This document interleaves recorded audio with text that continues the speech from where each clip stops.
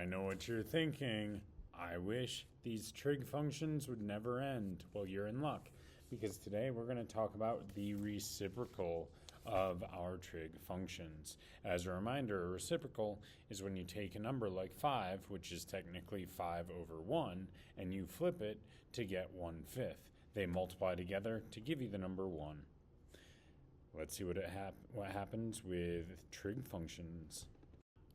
We're going to talk about the reciprocal functions secant, cosecant, and cotangent.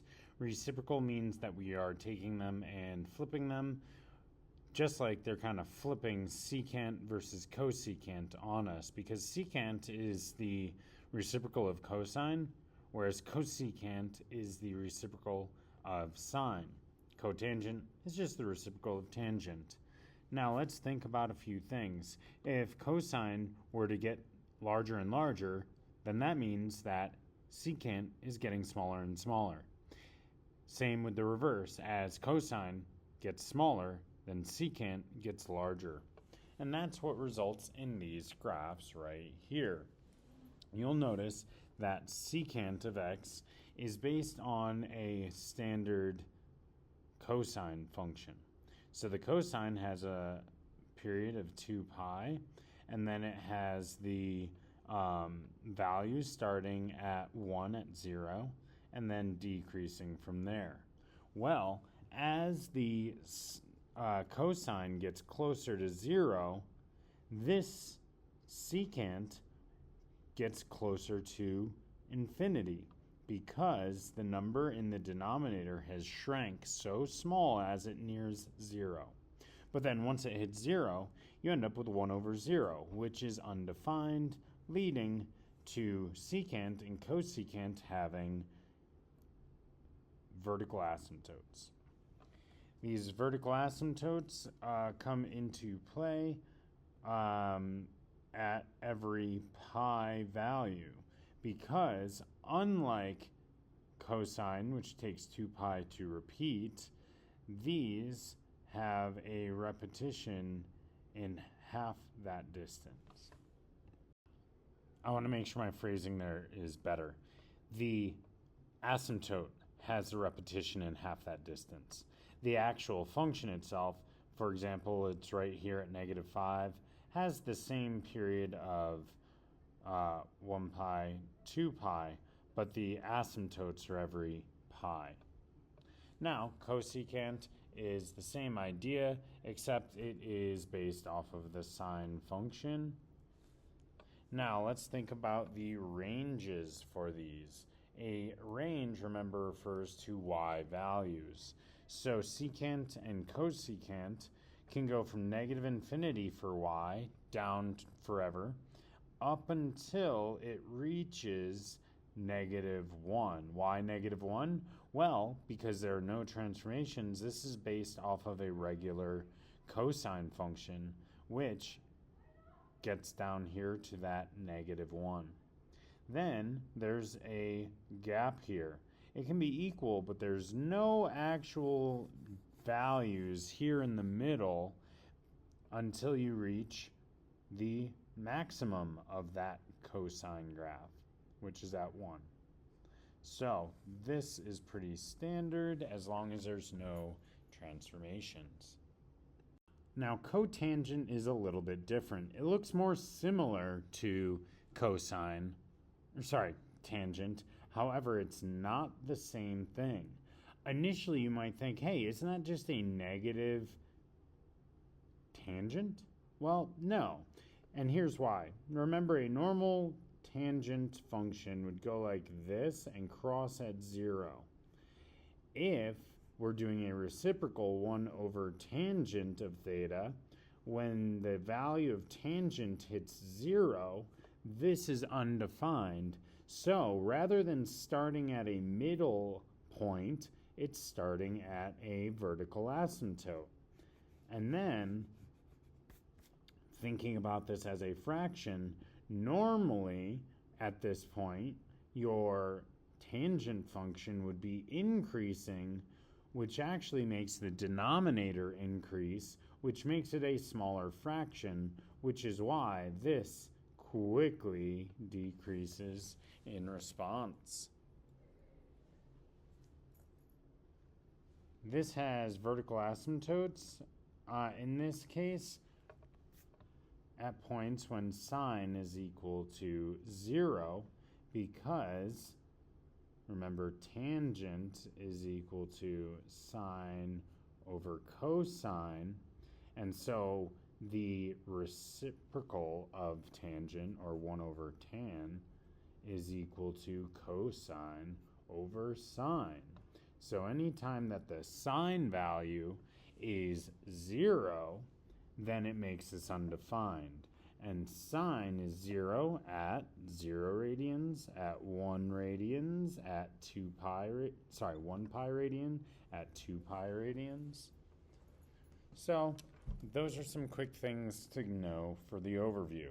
Let's look at this one here. Let f of x equal 3 secant 2x. Which of the following is a vertical asymptote of the graph? So looking at this, I'm going to rewrite this as the reciprocal, okay? So we'll do secant of 2x is equal to 1 over the cosine of 2x, like that. Now, since that's secant, we then can think about cosine behavior here. If we take this and set it equal to 0, then that means that the 2x would be when our angles are at pi over 2, right? Now, that could also happen at pi, we divide by 2, and so that's going to be actually equal to pi over 4. So that means at pi over 4, the denominator would be 0, and if the denominator is 0, you have a vertical asymptote because 1 over 0 is undefined, so the answer was C. Now I want you to look at example 2. For some reason, my computer froze and didn't record when I talked through this. This one here says g of x is equal to 4 minus 2 cosecant pi x.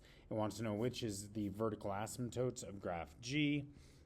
Now in this case, vertical asymptotes are only affected by horizontal transformations. So this 4 out front would be like adding a 4. That's a vertical transformation. That doesn't affect the asymptotes. Negative 2 is also going to be a amplitude there, and that does not affect our vertical asymptotes. So the only thing affecting our vertical asymptotes is this right here. So take this, rewrite it, find when it's undefined, and then those will be your asymptotes. Try out example 2 on your own. So you should have tried number 2. You should have changed it to a 1 over sine pi x. You know that sine, the denominator would be 0 at the asymptotes. So then you solved sine is 0 at 0 and pi. Pi x you'd solve by dividing, and it's either at 0 or pi divided by pi is 1. So the answer there was 1. Let's do example 3 together. 3 has a cosecant. It's got 2 transformations occurring, and it wants to know the range. So range, remember, is y values, vertical. If we're talking about vertical distances, then that's only affected by vertical transformations. So looking at this, where's my focus going to be? Well, this 3 is going to come into play. Let's think about cosecant. Cosecant is based off of the sine function. So let's start with the sine function. Remember, sine starts at 0, does this, and repeats. Now, this distance here, the maximum and minimum, tell me then where my cosecant function bounces off of that sine function. Like that, remember?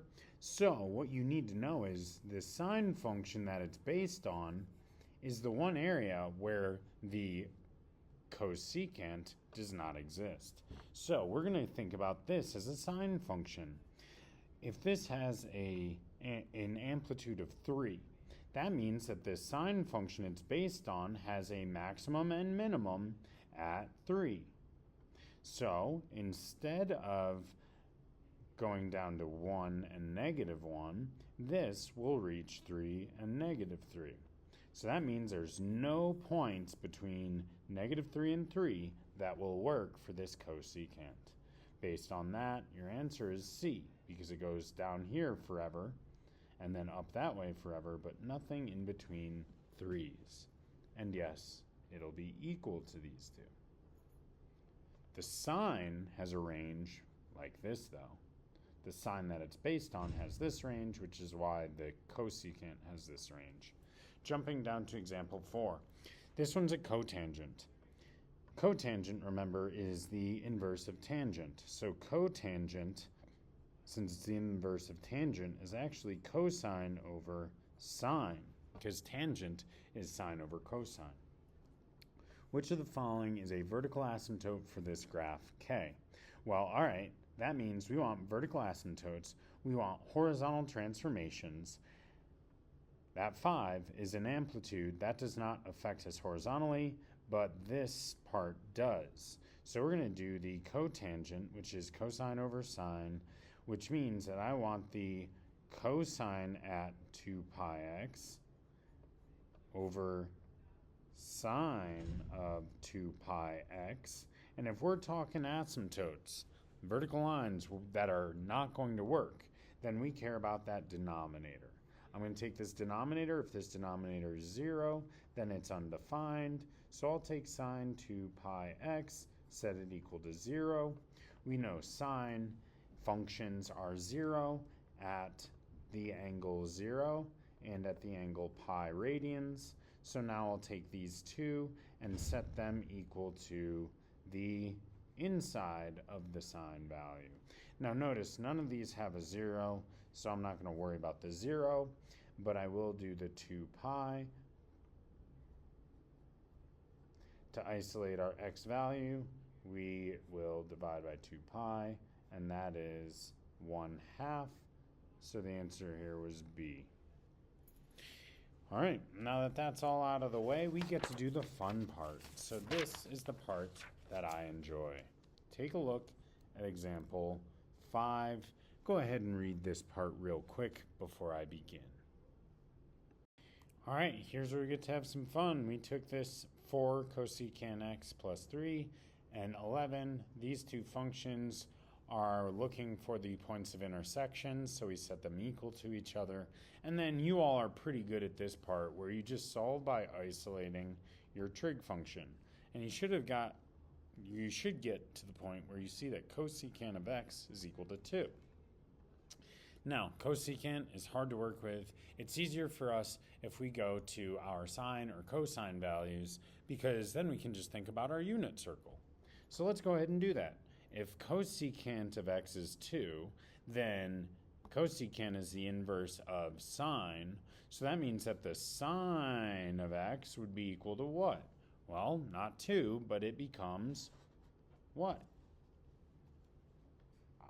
Did I hear you say it at home? Probably not, because you're not going to say that out loud, but it's equal to 1/2. Now that we have that 1/2, we can actually solve. When is sine of x equal to 1/2? Well, you should use your unit circle or your math signs, and you know it's pi over 6 and 5 pi over 6. Do I need to put a plus 2 pi k? What do we think? In this case, no, because they gave me the domain restrictions. Sweet. Go ahead and try out this next one, all right? It's going to be very similar. You should be able to do example 6 on your own using the same steps. Alrighty, did you get this far? Yeah, hopefully. Well, now if secant of x is equal to -2, secant is the reciprocal of cosine, so I'll rewrite it as cosine of x is equal to, well, if that's -2, it becomes -1/2. When is cosine of x equal to -1/2, everybody? I heard them all shouted at home. 2 pi over 3 and 4 pi over 3. This did restrict my domain, so I do not need to worry about any period repetitions. Now the last one here is going to be a calculator example. So get your calculator ready. All right, we got our calculators ready. Let's go ahead and dive in. We want to take this 3 minus 1.7 cotangent of 0.5x minus 1 and set it equal to 2. Again, we're going to just isolate. So subtract that 3 on both sides, and we're going to have negative 1.7 cotangent of 0.5x minus 1 is equal to negative 1. Divide 1 by negative, wait. This is where the negatives are going to be really important. We got a negative 1 divided by a negative 1.7. I could have just left them as positive because I knew that would be the result. Cotangent 0.5x minus 1 is equal to 0.588. Now here's something about these calculator problems. I'm not going to write it all out here, but you better believe that I'm going to continue to use that full decimal. So you got to be careful when you're using the calculator that you use the answer from the previous. So you can always press second answer down here in order to make sure you're using the entire decimal. Otherwise you'll get an inaccurate answer. Now since this is a cotangent, I'm going to rewrite it as a tangent because I have tangent buttons, right? I don't have cotangent buttons. So that's going to be tangent of 0.5x minus 1. And now this becomes the reciprocal 1 over 0.585, blah, blah, blah, blah, blah. And the thing is, this calculator is going to keep that accurate even though I don't have it on my paper. So I'm going to press 1. Why won't it show up? I want you to see what I'm doing here. 1 divided by, and then I press second answer, see that? And now that's going to give me 1.7. So I've got this tangent of 0.5x minus 1 is equal to 1.7. Now, if you hadn't used the answer, you would get some other decimal here, right? It wouldn't be as accurate. Now, we want to find when is tangent equal to 1.7. Well, this is where we can just do the inverse or arctan of 1.7. So I'll do second tangent. 1.7 I can just retype because I can actually easily type that on my calculator, and it's 1.0397. So now I know 0.5x minus 1 is equal to 1.039 blah blah blah. Once again, I'm not going to be super accurate on my paper because I got a ton of decimals here in my calculator. Now, inverse operations, add the 1, multiply by point, or divide by 0.5. So I'll just do plus 1, like this, and then divide by 0.5, like that. And our final answer here is that the x value has to be equal to 4.07, and we'll do 8. We'll truncate there. The 1 after that would actually tell it to stay the same. AP test wants 3 decimal places. You got them. Come to class with any questions you got with those reciprocals.